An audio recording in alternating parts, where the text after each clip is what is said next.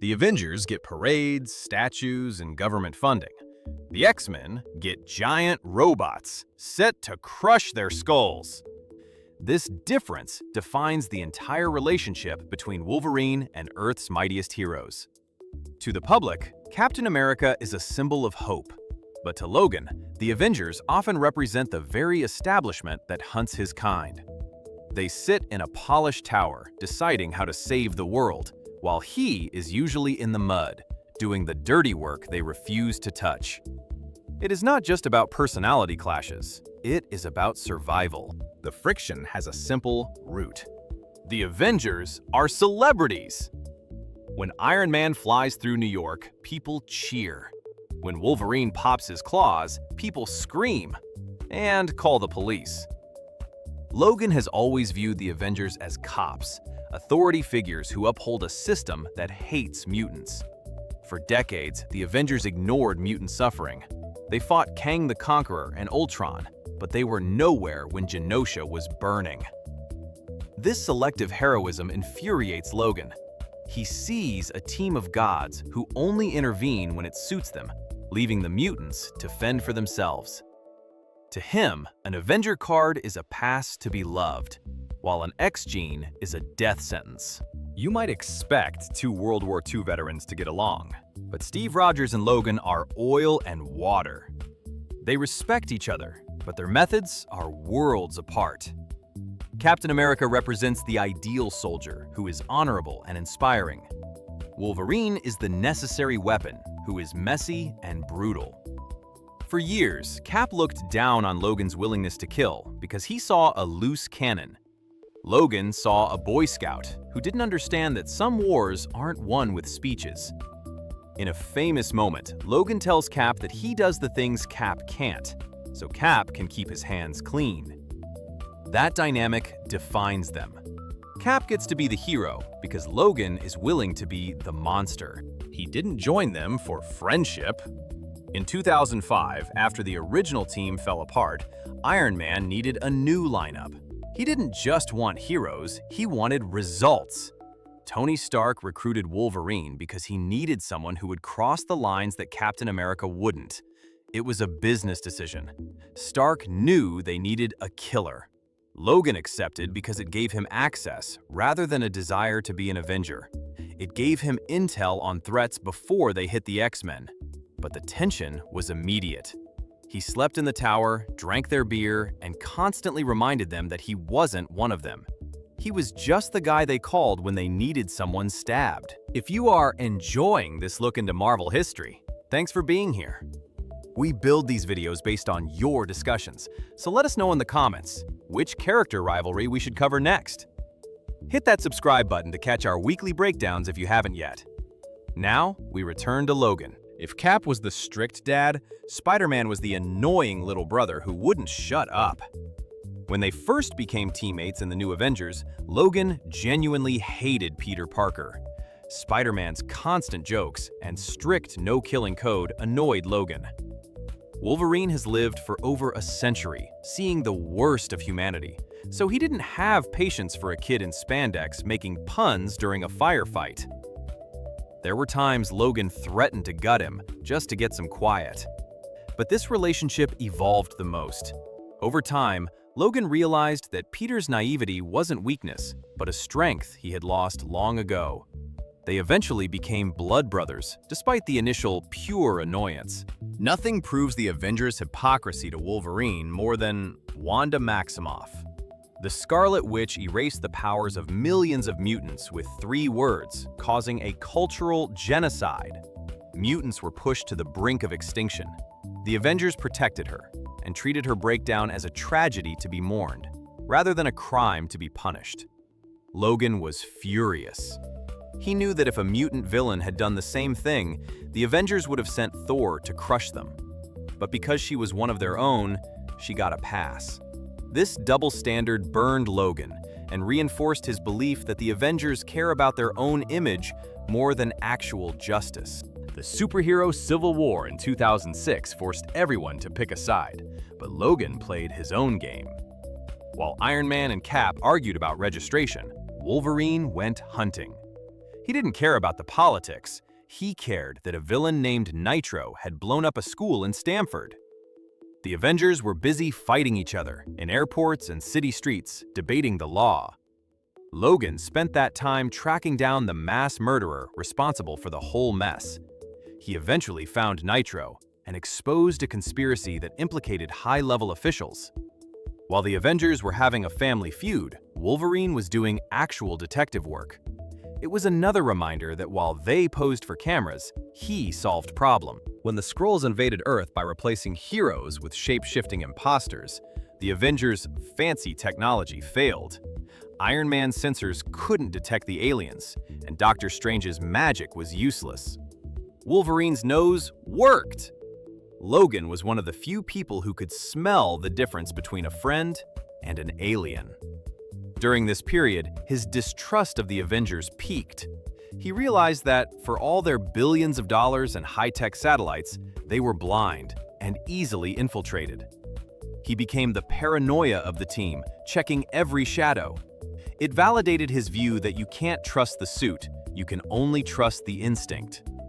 His instincts were screaming that the Avengers had been compromised. The breaking point came in 2012 with the return of the Phoenix Force. The Avengers wanted to take custody of the mutant teenager Hope Summers because they feared she would destroy the world. The X-Men wanted to protect her, believing she would save their race. Logan was stuck in the middle. Because of his trauma with Jean Grey and the Phoenix, he sided with the Avengers. He betrayed his own family, and even told Cap he was prepared to kill Hope if necessary. The X-Men looked at him with disgust, and Cyclops called him a traitor. Logan did it because he trusted the Avengers' fear more than he trusted the Phoenix. It was a decision that haunted him, proving that being an Avenger often meant hurting the people he loved. After the war, Captain America realized he had failed the mutant community. His solution was the Unity Squad, a team mixing Avengers and X-Men to show the world they could get along. Wolverine was a key member. To Logan, it felt like a PR stunt. Putting Havoc and Rogue on a poster with Thor didn't change the fact that mutants were still hated. He saw through the branding. The team spent more time arguing than saving anyone. Logan stayed because he felt a duty to Xavier's dream, but he resented being used as a prop for Captain America's apology tour. The Unity Squad was meant to fix things, but for Wolverine, it just highlighted how out of touch the Avengers really were. When the mutants established their own nation on the living island of Krakoa, the divide grew even wider. For the first time, Logan didn't need the Avengers. He had a home with beer that grew on trees and portals that took him anywhere. The X-Men declared themselves a world power, and the Avengers became foreign diplomats. The dynamic shifted from outlaws to world leaders.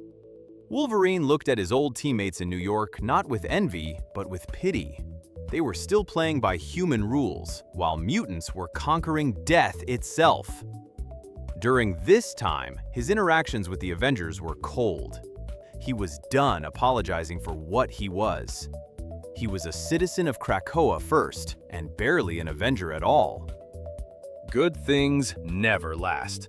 The Krakoan dream collapsed during the fall of X, and mutants were scattered once again. The question arose about where the Avengers were. While an organization called Orcus was slaughtering mutants at the Hellfire Gala, the Avengers were taken off the board, distracted, or neutralized. To Logan, this was the same old song. Every time mutants face a true existential threat, Earth's mightiest heroes are conveniently busy. It reinforced the old lesson that relying on the Avengers gets mutants killed. He had to go back to the shadows, blood, and dirt, while the Avengers eventually showed up to help clean up the mess. By then, the damage was done. This brings us to February 2026. The wounds are fresh. A new threat has emerged that ties directly into Wolverine's darkest history. The Weapon X program has resurfaced under a corporate guise called Prime Warrior. They are using technology derived from the same super soldier programs that created Captain America. This is the ultimate insult. The very legacy that made Cap a hero is the same one that tortured Logan. In the new Weapons of Armageddon storyline, we see Logan having to deal with Nuke, a failed super soldier villain who is now a corporate enforcer. It is a stark reminder that the Avengers' history and his history are tangled. But while Cap gets the glory of the serum, Logan gets the horror of the experiments. Logan has retreated back to the Canadian wilderness. He is done with the towers and the teams. He is fighting a new metal called Adamantine and dealing with the corrupt Department H again. It feels like a full circle. The Avengers are dealing with cosmic threats and impending Armageddon events slated for this summer, but Logan is fighting a ground war for his soul. He has distanced himself from the polished heroics of New York. He is working with small, gritty crews, or going solo. He realized that wearing an A on his shoulder never changed who he was. He is the best at what he does, and what he does isn't pretty enough for an Avengers press conference.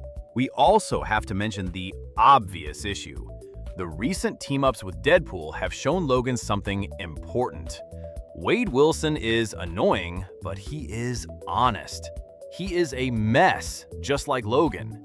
When they fight together, there is no judgment. No Captain America giving speeches about language, and no Iron Man checking the collateral damage insurance. The massive popularity of their dynamic comes from this authenticity. Logan prefers the company of a chaotic mercenary who owns his madness over a pristine hero who hides it. It highlights why he never truly fit with the Avengers. They try to be better than they are, while Logan accepts exactly what he is. Despite all the hate, the annoyance, and the betrayal, Wolverine always answers the call. Deep down, he respects what the Avengers try to be, even if he hates how they do it.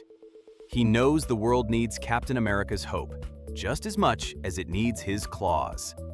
He dislikes them because they remind him of what he can never be, a pure hero. He is the necessary monster who guards their sleep. He will never stop mocking Stark's ego or Spidey's jokes, but he will also never let them fight alone if the odds are impossible. He hates them, he loves them, but most of all, he protects them. That is what X-Men do. Wolverine's relationship with the Avengers will always be defined by that space between the statue and the shadow. He stands with them, but never fully among them. As we move further into 2026, with new threats rising from the Weapon X legacy, that divide is clearer than ever. He is the friend they don't want to invite to dinner, but the first one they call when the dinner party is attacked. Thanks for spending this time with us to explore one of Marvel's most complex dynamics. If you want to see more breakdowns of comic history like this, hit that subscribe button, and I will see you in the next one.